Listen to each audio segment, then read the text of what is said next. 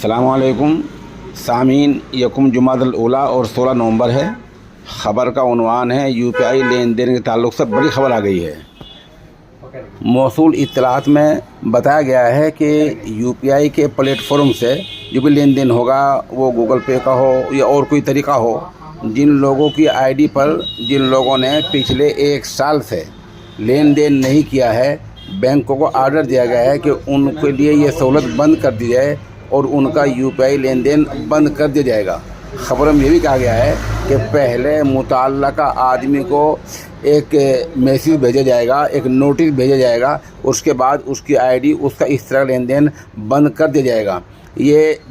نیا جو حکم نامہ ہے، یہ نئے سال سے 1 جنوری سے شروع ہو رہا ہے۔ اس سے جن لوگوں نے یو پی آئی سے جو لوگ رابطہ رکھتے ہیں، اس سے لین دین رکھتے ہیں، اگر وہ 1 سال سے لین دین نہیں کیا ہے تو وہ اپنا لین دین از سر نو جاری کر لیں۔